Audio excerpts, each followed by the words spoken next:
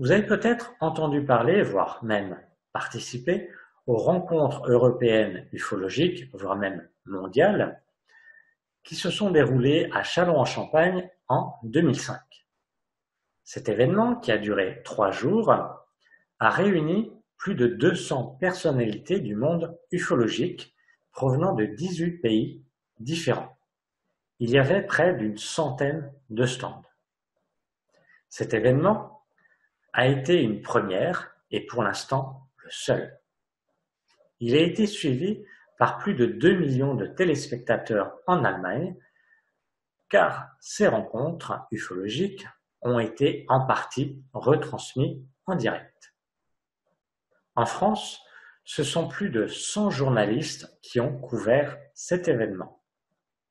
Ces rencontres ont été réalisées par M. Lebas, M. Comtesse, donc président des repas ufologiques, et Alain Blanchard, enquêteur ufologique depuis plus de 20 ans. Dans cette vidéo, vous allez voir la conférence de M. Gildas Bourdet concernant l'affaire Roswell. C'est une personne qui est vraiment spécialisée dans l'affaire Roswell. Cette conférence a eu lieu lors des premières rencontres européennes ufologiques en octobre 2005 à Châlons-en-Champagne. Cette personne, M. Gildas Bourdet, donc c'est vraiment son domaine, je vous conseille de lire tous ses livres, de regarder un maximum de vidéos le concernant et vous allez apprendre tout ce qu'il faut savoir sur l'affaire Roswell. C'est vraiment un spécialiste. Bonne vidéo.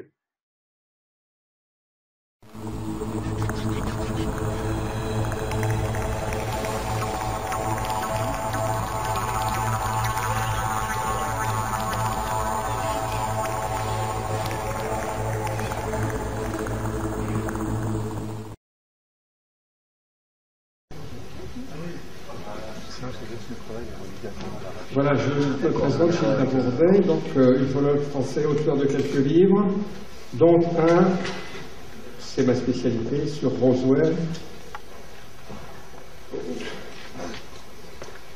Et j'avais fait un premier livre en 1995, intitulé « Sont-ils déjà là ?», comme certains peut-être connaissent. Et je refais une nouvelle édition parce que la question a beaucoup évolué.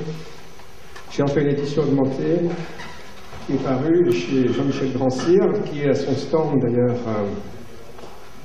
dans ce hall, et en février 2004. Alors, là je vous présente un nouveau développement encore de cette affaire de Roswell, sous la forme d'un livre qui est paru en juin de cette année, et qui s'appelle, qui est très très bizarre, d'un ufologue anglais, Nick Redfern, qui s'appelle Body Snatchers in the Desert. Je vais vous l'expliquer en 2 mots. Ce qu'il raconte, ce monsieur, c'est que toute l'histoire du crash d'un ovni à Roswell, et même les explications qui ont été fournies successivement par l'US Air Force, tout ça c'est faux, c'est bon à mettre à la poubelle. Et il y a une nouvelle explication extraordinaire qu'il propose dans ce livre. Je vais aller droit au but, je vais dire que je vais essayer d'expliquer pourquoi, à mes yeux comme aux yeux de beaucoup d'ufologues, notamment américains, anglais, j'en ai encore rencontré récemment d'ailleurs la semaine dernière, à une conférence qui a eu lieu en Italie, dans le sud de l'Italie, à laquelle j'étais invité, et nous sommes pratiquement tous d'accord pour penser que cette histoire est complètement fausse, cette explication.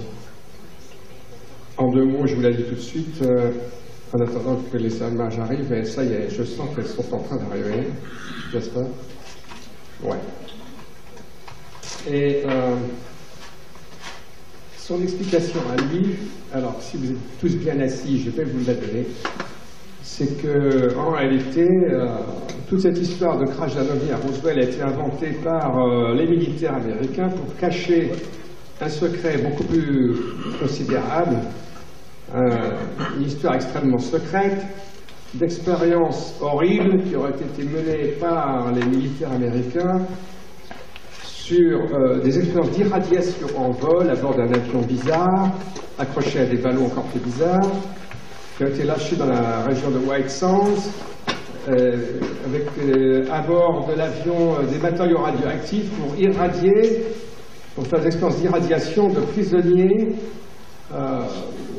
japonais, prisonniers des japonais, c'est-à-dire récupérés, qui avaient été récupérés, dit-il, en Mandchourie à la fin de la guerre, dans un vaste camp d'expériences, d'horribles expériences, on peut le dire, de guerre bactériologique.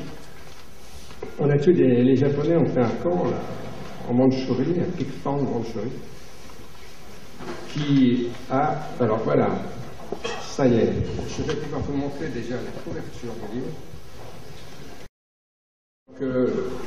Voici la première image, c'est la couverture de ce livre très très bizarre dont je vais vous parler. Body Snatchers in the Desert, mot à mot ça veut dire les attrapeurs de cadavres dans le désert. C'est un titre qui d'ailleurs évoque un fameux film, The Invasion of the Body Snatchers, hein, l'invasion des profanateurs de sépultures, et c'est évidemment fait pour ça. Donc c'est pour déjà mettre dans l'ambiance, quoi, une histoire horrible. Et avant d'attaquer le livre, je vais vous faire un très très bref rappel sur l'affaire de Roswell pour ceux qui ne la connaissent pas bien, qui la situent mal.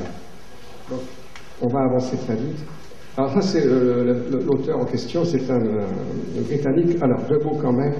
Nick Redfern est un auteur réputé qui a écrit plusieurs livres. Moi, j'en ai 3 de lui. Je le connais, je l'ai rencontré en Angleterre. C'est quelqu'un qui a une solide réputation d'ufologue. C'est pour ça que toute cette histoire est d'autant plus étrange. Voici un de ses livres, justement sur Cosmic Crashes. C'était un peu grandiloquent comme titre. C'est sur des histoires de crash d'ovnis. Donc, il était un petit peu un spécialiste, si on veut. Donc, pourquoi tout d'un coup a-t-il sorti un livre qui est sur un fait un demi-tour à 180 degrés et il fonce pour écrabouiller Roswell? Alors voilà, je reviens maintenant sur l'affaire de Roswell. Donc, je vous la résume très très brièvement pour ne pas trop ennuyer les gens qui connaissent. Donc, vous savez qu'il y a eu une première vague d'ovnis de soucoupes volantes en juillet 1947 aux États-Unis principalement. Et au beau milieu de cette vague, le 8 juillet 1947, il y a eu un communiqué de presse de la base des bombardiers atomiques, la seule de l'époque. C'était l'élite de l'armée de l'air, par conséquent, des États-Unis. Ils ont fait un communiqué de presse le 8 juillet en fin de matinée, disant « Nous avons trouvé dans le désert aux environs de Roswell un de ces disques volants que tout le monde observe, accidenté. Nous l'avons récupéré. » Mais le soir même, il y a eu un démenti officiel de l'armée de l'air fait par le général Ramey, que vous voyez ici, à gauche sur cette photo, avec son adjoint, colonel Dubos, qui va devenir général et le remplacer ensuite. Et qu'est-ce qu'ils ont fait? Ils ont présenté des débris de ballons que vous voyez ici. Donc, on voit sur la photo, au pied du général Ramey, des espèces de débris noircis de ballons. C'était un ballon météo en néoprène qui noircit au soleil. Alors, j'ai un pointeur. Voilà. Et tout ça, ce sont des débris d'une cible radar. Alors, cible radar, qu'est-ce que c'est? Alors, un ballon météo, c'est grand comme ça, à peu près grand comme ça. Et puis, la cible radar, j'ai un modeste cerf-volant, en fait, monté sur des baguettes de balsa. Je vous en ai apporté une pour que ça soit plus concret. Voilà, 8 mm de section, c'est pas terriblement mystérieux. Mais il a expliqué à la presse, ah ben voilà, c'est ça qu'ils ont pris pour des débris de soucoupe volante. Et tout le monde l'a cru, et l'enfer a été enterré pour une trentaine d'années. Et 30 ans plus tard, eh bien, des témoins sont apparus, on a retrouvé des témoins de plus en plus nombreux. Plusieurs livres ont été faits par plusieurs équipes d'enquêteurs, et, je résume, l'armée de l'air, qui refusait même de dire un mot, a finalement été obligée de reparler de cette affaire parce qu'il y avait même une enquête au Congrès qui avait été demandée, réclamée par un député, alors on va ça. Voilà, ici vous avez donc typique un ballon météo avec sa cible, radar. Vous voyez, c'est vraiment un engin très très très léger. Et ah oui, alors attention, il faut que je suive l'ordre des photos maintenant. Je vais donc reprendre l'explication après. Là, ce que vous avez ici, c'est en fait ce que des témoins disent avoir vu ou ont appris qu'on avait trouvé dans les environs de Roswell. C'est peut-être pas le dessin exact, mais ça donne une idée. Donc un engin très très bizarre de fabrication non humaine. Alors voilà, la photo ici, c'est celle du député du Nouveau-Mexique, Stephen Schiff, qui voulait en savoir plus à la demande de ses électeurs et qui n'a pas pu avoir d'explication. Donc il a demandé une enquête au Congrès des États-Unis. Cette enquête a eu lieu. C'est le GAO, le General Accountability Office. C'est une sorte de cour des comptes du Congrès américain qui a fait une petite enquête. Et ils ont trouvé, c'est ça en 1994-95, donc, ils ont trouvé qu'on avait détruit une grande partie des archives de la base de Roswell sans explication. Et entre-temps, l'armée de l'air avait sorti son explication améliorée d'un train de ballon météo, intitulé train de ballon mogul, soi-disant très très secret, etc. Mais en fait, si vous voulez, c'était un peu la même genre d'explication. C'était toujours des ballons météo, des cibles radar et quelques instruments.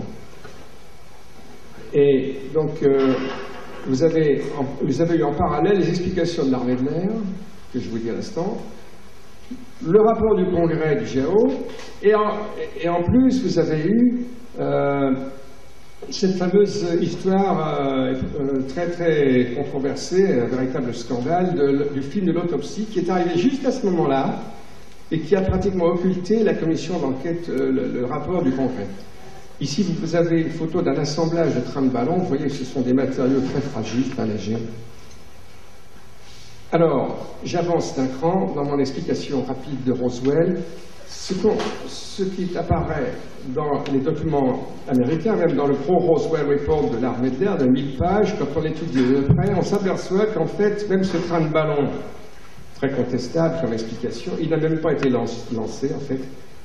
Et en réalité, ce qu'on a peut-être trouvé, mais sur le terrain, mais bien avant les débris d'OVNI, c'était peut-être une petite grappe de ballon comme ce que vous voyez ici. C'était encore plus innocent et inoffensif que ce qu'ils ont raconté. Alors il y avait soi-disant des instruments impressionnants, mais en voici un, c'était une bouée acoustique, en réalité c'est pas du tout impressionnant, et je ne vois pas qui pourrait avoir l'idée de prendre ça pour des matériels extraterrestres. Ici, il y a les Américains, le Pentagone, 2 ans après, en 1997, a voulu également se lancer dans une explication des témoignages sur les cadavres aliens, extraterrestres, et ils ont trouvé comme explication que les gens se rappelaient vaguement en réalité de mannequins en bois que vous voyez au milieu, qui ont servi à faire des essais de parachute dans les années 50, c'est-à-dire 10 ans plus tard. Alors là, il faut dire que cette fois-là, la presse a quand même bien rigolé. Ils n'ont pas cru cette affaire. Voilà, donc je viens de faire un petit bouclage de l'affaire de Roswell, et pour le boucler complètement, je vais vous montrer le matériau extraordinaire donc, que, soi-disant, les officiers de Roswell ont pris pour une soucoupe volante, et voilà ce que ça donne. Voilà. Ils ont pris, alors, soi-disant, voilà, l'explication officielle de l'armée de l'air, c'est qu'ils ont pris ça pour des débris de soucoupe volante. Donc, nous allons évacuer cette affaire-là et passer à l'étape suivante, qui est ce nouveau livre de Nick Redfern. Alors, sous cette histoire se passe donc dans la plaine de White Sands. Je vois ici une image. C'est une assez vaste plaine. Et je vous donne ici le plan. Donc, c'est là aussi d'ailleurs que les ballons mongols avaient été lancés. Donc, la plaine de White Sands joue un rôle dans toute cette histoire. Et alors, j'en viens donc tout de suite à l'explication centrale de Nick Redfern, donc que j'avais commencé à expliquer, c'est que derrière cette histoire d'un crash d'OVNI se cacherait, aurait été une histoire beaucoup plus effrayante et horrible, donc des expériences ultra secrètes sur des prisonniers japonais qui auraient été récupérés pendant la guerre. Alors, qu'est-ce qui s'est passé en Mandchourie pendant la guerre? Eh bien, ce personnage ici, le général Ishii, qui était médecin militaire, a mené pendant des années, ça a commencé dès avant la guerre, et c'est devenu une affaire très importante, tout un centre d'essai, donc vous voyez ici une vue aérienne, partielle, je crois, c'était très important. Ils ont rassemblé là des prisonniers pour faire des essais, des tests de guerre bactériologique. Je crois qu'on en a parlé, il y a eu des documentaires, enfin c'est une histoire assez bien connue maintenant. Et il y a eu des milliers de morts. Hein. C'est une histoire assez sinistre, c'est quelque chose de tout à fait comparable au camp de concentration nazi. Et l'histoire est connue, elle a été retracée dans un livre de deux journalistes américains-britanniques, Peter Williams et David Wallace. Il y a eu une édition française, dont voici la couverture, chez Albert Michel. Et ici aussi, j'ai retrouvé un autre livre, parce que j'ai voulu vérifier cette histoire. Donc. Alors, l'histoire, c'est qu'ils ont récupéré, selon Nick Redfern, c'est qu'ils ont, à la fin de la guerre, ils ont réussi à prendre des prisonniers qui étaient destinés à ces expériences et les emmener aux États-Unis, et où ils ont poursuivi en grand secret ces expériences.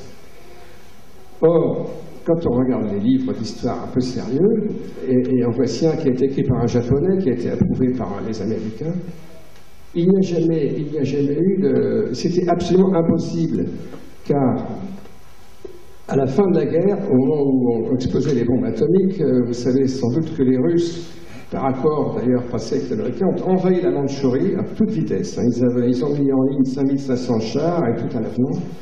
Ça a été une affaire de régler en 12 jours. Et juste avant l'armistice. Et les Japonais qui savaient qu'ils y arrivaient, ils ont voulu supprimer toute trace de ces horribles expériences en espérant que personne ne le saurait jamais. En réalité, on a fini par savoir à peu près ce qui s'est passé. Et ceci est raconté, par exemple, par cet historien japonais Saburo Yanaga, de Pacific War, la guerre du Pacifique. Je crois que ce n'est pas traduit en français. Et qu'est-ce qu'il raconte, lui et les autres, et également d'autres livres et d'autres sources, c'est que les Japonais ont totalement détruit toutes les installations que vous voyez, là, des Big Farm. Voici une photo des restes qu'on a trouvés. Et ils ont tué tous les prisonniers qui restaient. Il restait plus que 150 prisonniers, en fait. Et d'après cet historien japonais, il dit exactement ce qui s'est passé. Ils ont soit empoisonné les prisonniers qui restaient, qui étaient encore là, et ceux qui ne voulaient pas manger le poison, ils les ont mitraillés. Ils ont ramassé tous les cadavres, ils les ont mis dans une grande fosse, ils ont arrosé d'essence, ils ont mis le feu, ils ont brûlé. Et ils ont détruit ce qui restait comme ossement dans un concasseur. C'est une histoire absolument sinistre. Il ne restait rien, ou presque, quand les troupes russes sont arrivées. Donc, bon, il est absolument impossible que les Américains qui montaient, qui s'approchaient du Japon, aient pu atteindre la Mandchourie. Vous voyez les flèches rouges qui envahissent la Mandchourie. Tout ça s'est passé très vite à la fin de la guerre. Et il y a encore autre chose. Ouais. C'est que l'un des arguments mis en avant par Nick Redfern, et longuement dans son livre, il en reparle, il en parle et il en reparle sans cesse dans son livre, c'est que ces prisonniers japonais qu'on a utilisés après en 1947 pour des expériences, et les avions sont allés s'écraser, je vais revenir sur les scénarios, et c'est ça, dit-il, qu'on a pris pour, enfin les rumeurs qui ont couru à l'époque de la découverte d'extraterrestres. En réalité, c'était des prisonniers japonais qui s'étaient écrasés là. Alors, c'était déjà des petits japonais, donc c'était bizarre. Et en plus, ils étaient malades. Ils avaient souffert de maladies génétiques, dont il a donné le détail. Et on va y revenir dans un instant. Et en fait, ce point-là également est complètement faux. Il ne tient pas debout parce que les médecins japonais de ce centre d'expérience, on les connaît, on les a retrouvés par la suite. Ils ont bénéficié d'une amnistie générale, d'ailleurs, pour récupérer les résultats de toutes leurs expériences. Et on sait qu'en fait, pour leurs expériences de guerre bactériologique, ils leur inoculaient des maladies mortelles. Ça, il leur fallait des sujets en bonne santé pour que les tests soient clairs et que les résultats soient exploitables. Donc l'idée que c'était des pauvres, des malheureux souffrant de maladies génétiques également est complètement contredite par l'histoire. Alors, un autre argument de Nick Redfern est que, en fait, oui, il y a eu des expériences absolument horribles, et alors là, il y a une part de vérité quand même. C'est que c'est vrai que il y a eu, pendant des années, ça a démarré à la fin de la guerre, et ça a duré au moins pendant 20 ans, des expériences d'irradiation humaine menées aux États-Unis, peut-être ailleurs, ça. En tout cas, ce qui est sûr, c'est que ça a eu lieu aux États-Unis parce que il y a eu une commission d'enquête qui a été ouverte sous la présidence de Clinton, la commission ACRE, qui a fourni son rapport dans les années 90, et qui a réussi à reconstituer toute l'historique de ces expériences d'irradiation humaine. Et vous voyez ici, d'ailleurs, j'ai pris ça dans un article dans la revue La Recherche, qui a fait un long article là-dessus il y a quelques années. On voit ici le dessin d'un schéma d'expérimentation d'irradiation totale d'un corps humain aux rayons X. C'est quand même assez sinistre l'image. Il est bien indiqué comment placer le cobaye pour qu'il soit bien irradié des pieds à la tête.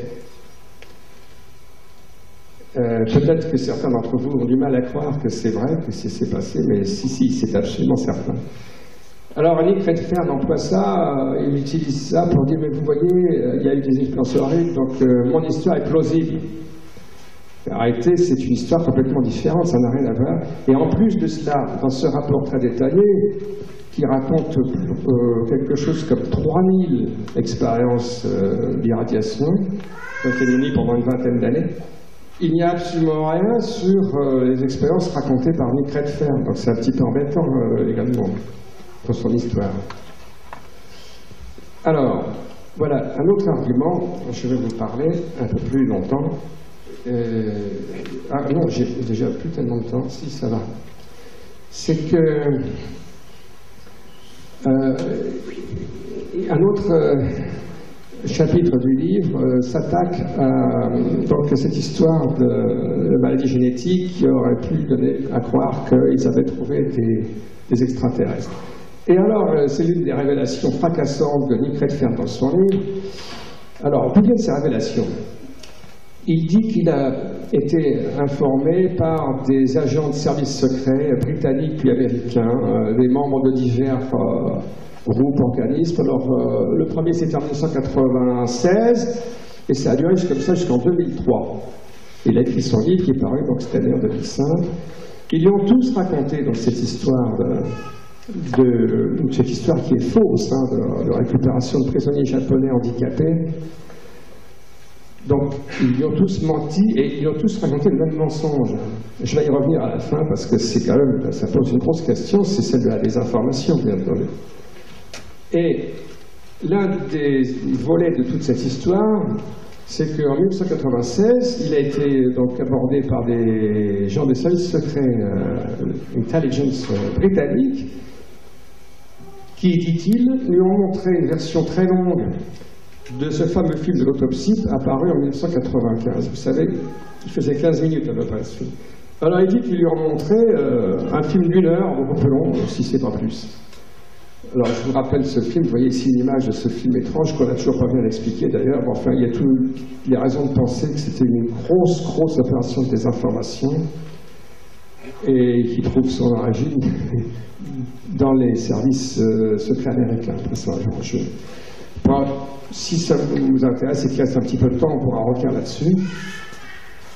Et donc, ces gens-là ont expliqué à Nick Redfern, ben voilà, ce film, c'était, donc ils lui ont montré dans l'année qui a suivi l'apparition du film. Eh ben, c'était en fait un de ces prisonniers japonais handicapés, n'est-ce pas, qui avait été récupéré dans la région de Wexham. Alors, à la suite de 2 accidents, dont je vais vous parler après. Bon, moi je vous montre maintenant Alors ça avait été longuement discuté à l'époque. L'hypothèse d'un être handicapé avait été examinée, mais pratiquement personne n'y croit aujourd'hui. Et vous allez voir tout de suite pourquoi, parce que je vais vous montrer les photos des syndromes, de 3 syndromes qui sont cités par Nick Redfield, qui avait déjà été évoqué à l'époque. Alors voilà, ça c'est le syndrome de la progéria. Et la question qu'on peut tout de suite se poser, c'est est-ce que cet être qui est visiblement très très handicapé et assez difforme, est-ce qu'on peut le prendre, est-ce qu'on aurait pu le prendre pour un extraterrestre? Enfin, c'est une discussion un peu académique, puisque comme je vous l'ai expliqué, il était impossible que ces Américains et ces expérimentateurs aient trouvé et récupéré des prisonniers japonais handicapés. Mais enfin, je roule le jeu quand même pour voir jusqu'où ça nous mène. Est-ce qu'ils auraient pu prendre ça pour des martiens? Eh bien, ça, excusez-moi, prendre cet être humain, ben, on voit bien que c'est un être humain, quand même. Idem ici, vous avez le syndrome de... Je ne me rappelle plus le nom, si vous m'accordez une seconde. C'est l'un des 3 syndromes qui est cité, il y en a aussi un autre. Non. La progéria, c'était le premier. Ah oui, alors, comme j'ai été obligé de faire à toute vitesse une PowerPoint avec mon collègue Max Burns, que je remercie, eh ben, il manque l'autre. Syndrome de Werner, mais il est très reconnaissable également. Et ça, c'est le 3e, c'est Van Crevel. Syndrome de Van Crevel, elle a une spécialité, si je vous dis, c'est la polydactylie. Vous voyez ici une main avec de nombreux doigts. Il y en a 1, 2, 3, 4, 5, 6, 6 doigts. Alors, comme le film de l'autopsie avait 6 doigts, donc voilà, on sort le syndrome de Van Crevel avec 6 doigts. Mais c'est complètement ridicule, ça ne tient pas trop comme explication. Jamais on n'aurait pris ça pour cet être-là, pour un martien. C'est complètement ridicule. Alors une autre histoire un peu ridicule, excusez-moi, mais il faut en parler de tout cela parce que c'est un ufologue important qui raconte ça et ça vient de paraître et ça a été lancé avec beaucoup de promotion un peu partout. Il y a eu un énorme débat sur la grande liste de discussions. Moi j'ai participé, nous avons été plusieurs à contester rapidement cette affaire et du coup l'auteur du livre d'ailleurs a tout d'un coup il est parti, il a quitté la liste en disant qu'il fallait qu'il s'occupe de sa mère malade en Grande-Bretagne qui souffrait de la maladie d'Alzheimer, c'était début août. Il n'est pas reparu sur la liste depuis. Sauf que je sais qu'il est allé présenter son livre à le vendre début septembre à Hollywood, à une grande conférence à Hollywood. Donc tout ça, c'est quand même assez lamentable. Hein. Alors voici une autre explication qui est complètement contestable également. C'est que, bon, alors, l'expérience c'était à plusieurs facettes. Il y avait des tests sur les prisonniers japonais, l'irradiation, raconte Redfield, mais il y avait aussi comme objectif d'arriver à construire un jour des avions atomiques. Donc il fallait faire des tests d'irradiation atomique d'un équipage en l'air, et c'était l'objet des expériences. Or, on sait que la seule expérience qui a été vraiment faite aux États-Unis, c'était dans les années 50, de transporter une pile atomique, c'était à bord d'un énorme bombardier B-36, comme vous voyez ici, B-36, qui a été utilisé au Texas, à base de Carswell, Fort Worth, qui a été équipé d'une petite pile atomique. Mais même une petite pile atomique avec ses blindages très lourds, ça pesait dans les 16 tonnes. C'était très très limite, les bombardiers avaient beaucoup de mal à décoller. Et ça n'a pas duré longtemps, au bout d'une quarantaine de vols, on a arrêté ça parce que c'était très dangereux. Il a fallu démanteler les parties contaminées de l'appareil et on a oublié ça. Donc cette histoire d'embarquement en 1947 de matériaux radioactifs à bord d'un petit avion avec des Japonais, je ne sais pas si vous vous rendez compte, mais c'est vraiment très très très fantaisiste. Alors, et encore, ça va être encore pire, parce que il a ajouté dans son histoire, ils ont ajouté dans leur histoire, et on va voir tout de suite pourquoi. que ces expériences avaient été menées avec un avion très très spécial, une espèce d'aile volante très avancée. Alors au début, dans son livre, il dit que c'était dérivé de l'aile volante allemande des frères Horten. Et voici effectivement un modèle de la fin de la guerre, un biréacteur, qui était qu'on n'a même pas fini de construire. Les Américains l'ont apporté aux États-Unis dans cet état-là. C'était le Horten V9, je sais pas quoi, B. Et ils n'ont jamais fini de construire pour une raison très simple, c'est qu'ils avaient déjà mieux, ils avaient des ailes volantes Northrop en essai, non pas à White Sands, qui était bien trop étroit, il y avait un petit aérodrome à White Sands à l'époque, mais sur la base de Edwards, qui s'appelait Muroc Dry Lake. C'est une vaste surface plane qui sert encore aujourd'hui, c'est une très vaste terrain d'essai, et là on fait atteindre les navettes également, les navettes spatiales. Donc, ça ne tient pas debout non plus, cette histoire. En réalité, le seul sens que peut avoir cette histoire de Nicret Fern, c'est d'expliquer les descriptions par les témoins d'un engin spatial, d'un engin non humain, très étrange, qui avait la forme d'un petit avion à aile en flèche, ou même plutôt en forme de sabot de cheval, ou de demi-lune, si vous préférez. C'est d'ailleurs ce qu'avait vu également Kenneth Arnold, le premier témoin célèbre de l'attaque d'OVNI 1947. Et il y a aussi d'ailleurs des photos de tels appareils qui ont été prises à Phoenix quelques jours avant. Bref, il fallait, avec toute cette histoire, essayer d'expliquer les témoignages sur Roswell. Et voilà, la seule raison d'être, en fait, de cette histoire complètement tordue, c'était d'essayer d'expliquer ça. Alors voici ici, il a aussi évoqué, il a dit ouais, ça ressemblait à ce qu'on appelait des lifting bodies. Alors lifting bodies, je ne sais pas comment traduire, ce sont des espèces de planeurs sans ailes pratiquement qu'on a essayé à partir des années 70 pour mettre au point la navette spatiale. Vous avez ici le premier modèle, encore rudimenté, c'était un petit planeur en bois qui pesait 500 kg, il y avait juste la place pour un pilote qui était traîné par un bimoteur C-47. Et voici un modèle plus avancé, mais essayez d'imaginer comment on aurait pu loger un équipage d'au moins 4 ou 5 Japonais là-dedans, avec en plus un pilote, alors protéger des radiations, et 4 ou 5 cobayes à irradier. Voici un modèle plus avancé dans les années 70 qui était lancé par un bombardier qu'on va passer au-dessus. D'ailleurs, je vous allez voir la photo suivante. Voilà. Vous avez le lancement d'un de ces lifting bodies. C'était des avions à pilotage assez acrobatique. Il y a eu des morts, il y a eu des accidents. Hein. Mais c'était des petits avions, sans ailes. Quoi. Et je vais maintenant essayer de faire une petite synthèse de tout cela, en vous racontant donc l'histoire dans son ensemble. Ce que raconte Nicret Fern, c'est qu'il y a eu plusieurs essais. Alors c'est très compliqué. Il y a eu un essai 2 mois avant l'incident de Roswell qui utilisait donc ces prisonniers handicapés avec l'essai d'irradiation. Ce premier vol, alors, était avec un petit avion comme du genre que je vous montre là, soi-disant, tiré par un avion, un C-47, vous avez là, mais ça ne peut se faire qu'avec un tout petit appareil en fait. Et alors il serait allé s'écraser dans les environs de White Sands, et c'est là qu'on aurait trouvé donc les prisonniers handicapés japonais irradiés.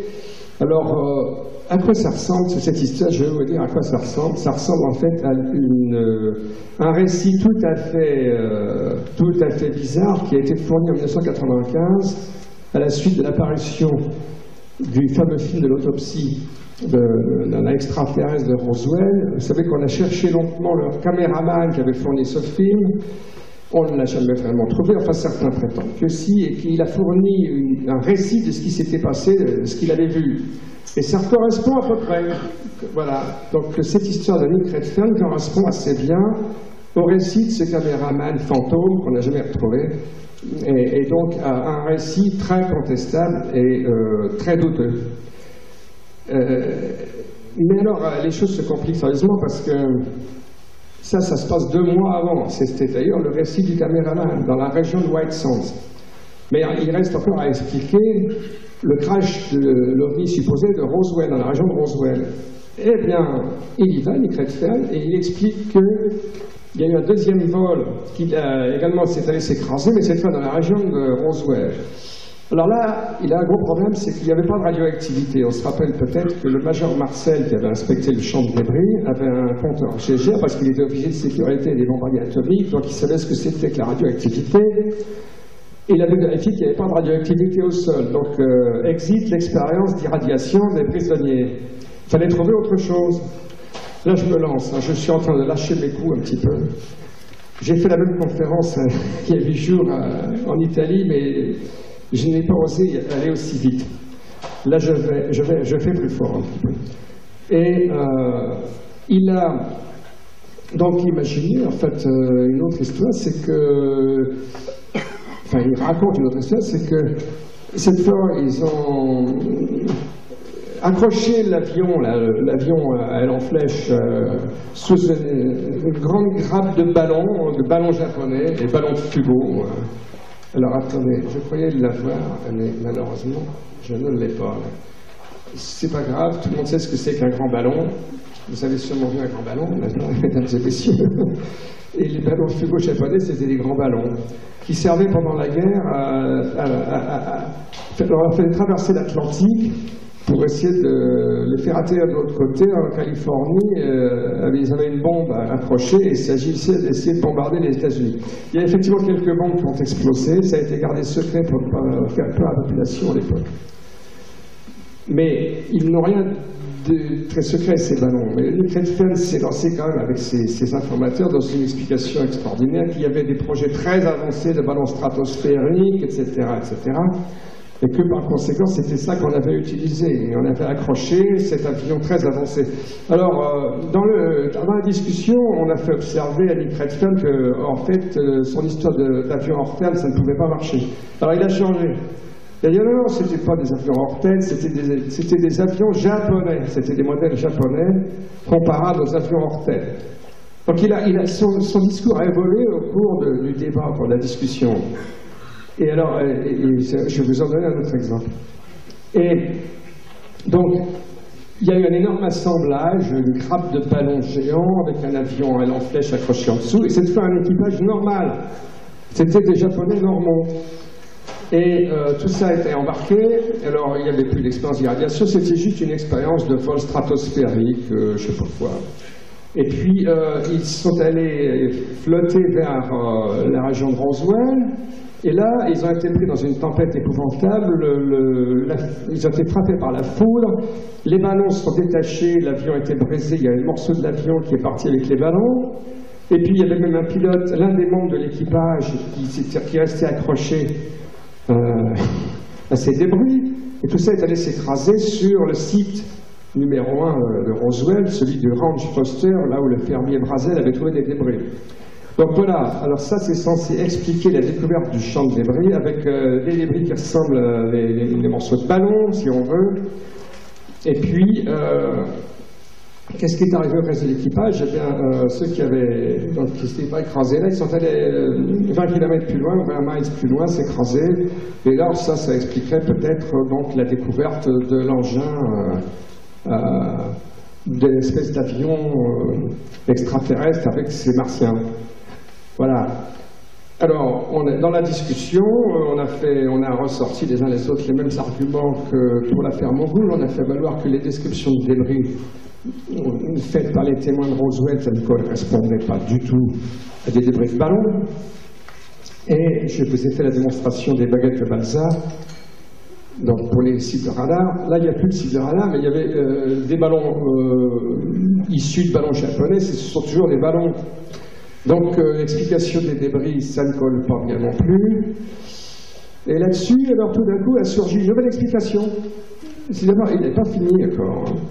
il a dit « Ah, mes informateurs viennent me raconter autre chose encore et viennent de me dire que, en fait, voilà, il y avait aussi une expérience de lâcher de petites feuilles d'aluminium, comme on en a utilisé pendant la guerre pour brouiller les radars. Vous savez, il y avait des lâchers de petites feuilles d'aluminium et qui étaient censés brouiller les radars. Alors pourquoi ont-ils fait ça? Plusieurs ufologues, dont le physicien Bruce Maccabi et d'autres, ont fait observer que ça paraissait extrêmement invraisemblable parce que pourquoi aurait-il voulu brouiller les radars?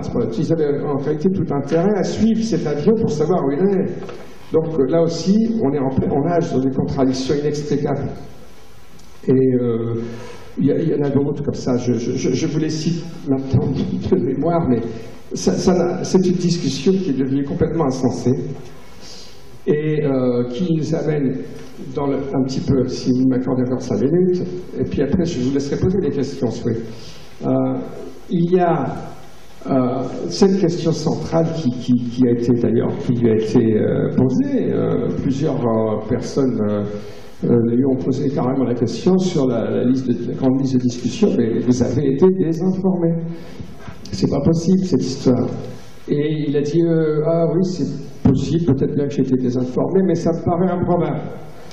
Alors pourquoi pour plusieurs raisons, dont l'une était qu'en fait, on sait très bien qu'il y a eu des grosses opérations de désinformation, et alors il en a cité une qui a été longuement décrite récemment par un autre livre, Project Beta. Pour les connaisseurs, c'est une histoire de désinformation qui est maintenant a été bien établie.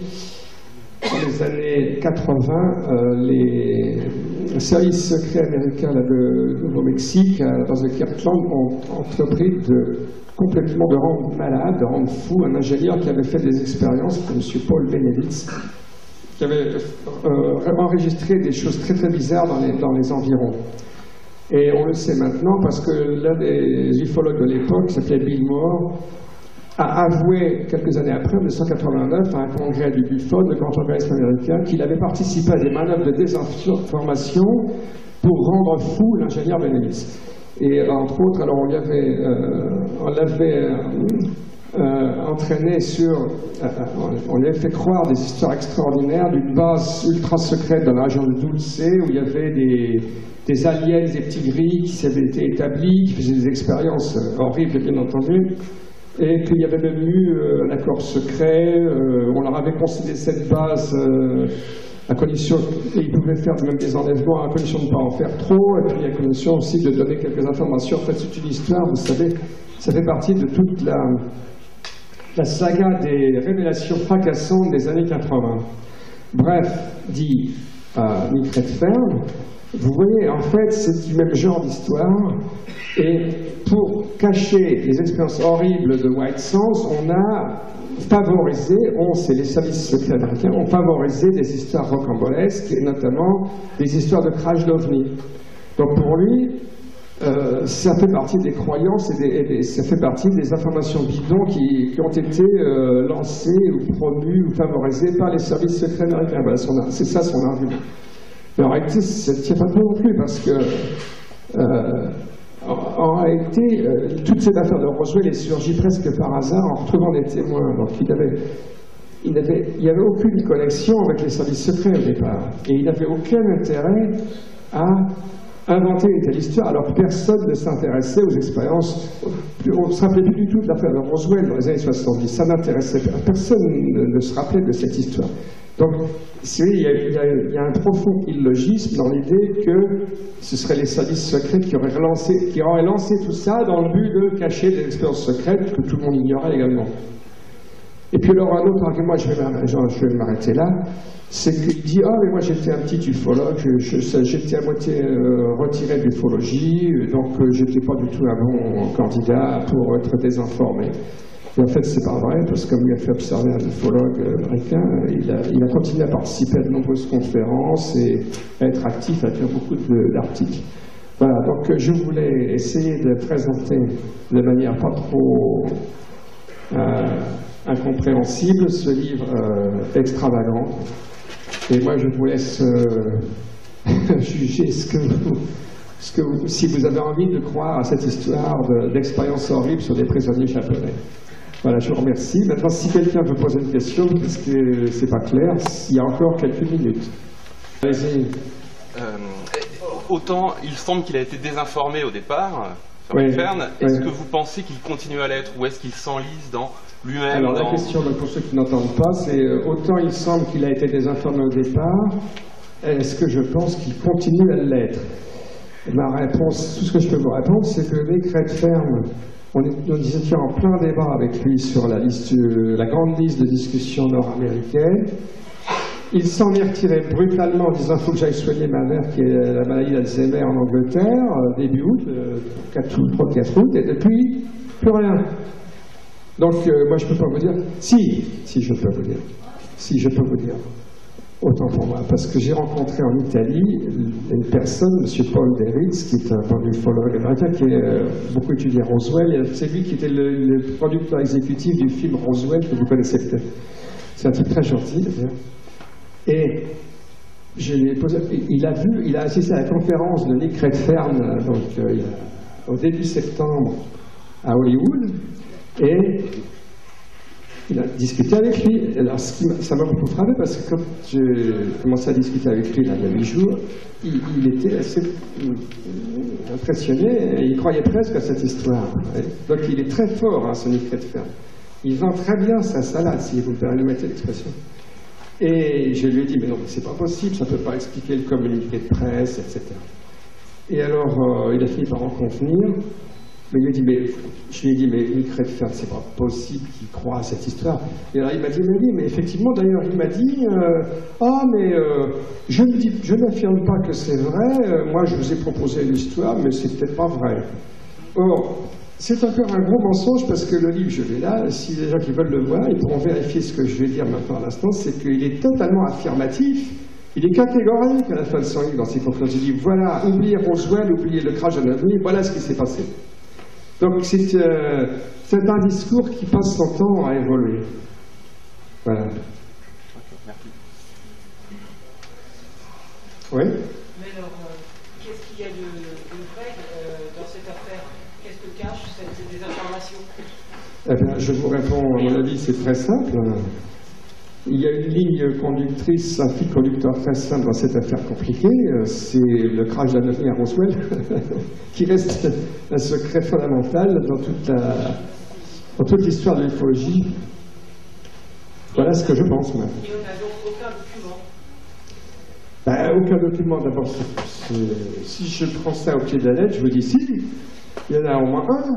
C'est le communiqué de presse de la base de Roswell qui a annoncé qu'ils avaient trouvé un disque volant. Il existe celui-là. Et puis tout de suite, le soir même, alors, ça a été le rideau de fer qui est tombé. C'est pas le rideau de fer de l'Empire soviétique, c'est le rideau de fer du secret OVNI. Parce que le soir même, il y a eu le démenti à Fort Worth. Et si vous regardez les journaux de l'époque, c'est extraordinaire. Moi, j'ai vu la collection du New York Times de l'époque. Les ovnis montaient en puissance et ils occupaient déjà, il y avait des articles en première page du New York Times qui n'étaient pas tellement portés sur ce genre d'histoire, entre parenthèses.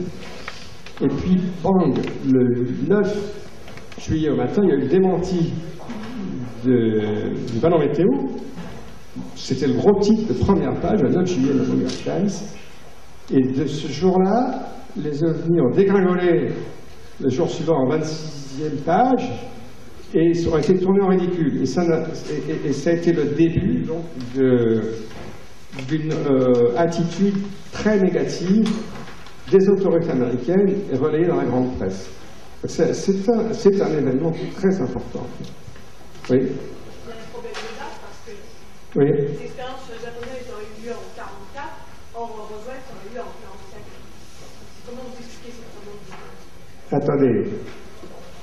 Les expériences d'irradiation aux États-Unis, c'est ça elles se sont étalées, je crois, à partir de 1944, ça a duré une vingtaine d'années. Mais... Après Hiroshima? Ouais. Oui, même avant, je crois. C'est juillet 1945.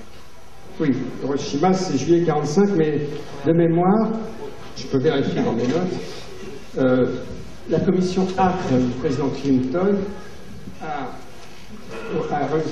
retrouvé des expériences qui remontaient à la fin de la guerre, je crois, 1944. Mais encore une fois, il n'y a aucune raison de relier ça à l'affaire de Roswell. Il n'y a aucune autre raison que ce livre étrange et extravagant. Alors l'un n'empêche pas l'autre. L'un n'empêche pas l'autre. Ces expériences d'irradiation sont authentiques, elles ont bien eu lieu. Mais elles ne peuvent absolument pas... Enfin, cette explication est complètement invraisemblable. Ouais, ça sera peut-être la dernière parce que je dois rendre... Oui. Selon vous, que se cache-t-il derrière cette désinformation? Moi, je vous le dis, je pense que... Écoutez, je veux dire un dernier mot. J'en discutais pas plus tard qu'hier avec une de mes collègues, Marie-Thérèse Labrosse, ici présente, et on discutait du secret. Et moi, j'ai dit ceci, je le répète publiquement, ça ne me dérange pas. Il y a une politique du secret, et j'en suis venu même à admettre, moi personnellement, que c'était nécessaire qu'il y ait une politique du secret, parce que toute l'ufologie, toute cette histoire des ovnis, c'est quelque chose d'extrêmement impressionnant, finalement. Et à la clé, il y a un très grand choc culturel. Et il y a des risques, je crois que c'est Christelle Sénal qui en parlait ce matin même, il y a une grosse question de risque de choc culturel très important. Donc, moi, personnellement, je crois qu'on va vers une divulgation progressive du secret. Petit à petit, c'est le titre d'un livre qui est publié en 2001, mais ça ne peut pas se faire du jour au lendemain, et il faut du temps pour ça. Je crois, voilà, c'est comme ça que moi je vois les choses. Voilà, si vous avez suffisamment... Ah, encore une petite extension. Mon site a été manipulé, là, si vous venez de faire le livre.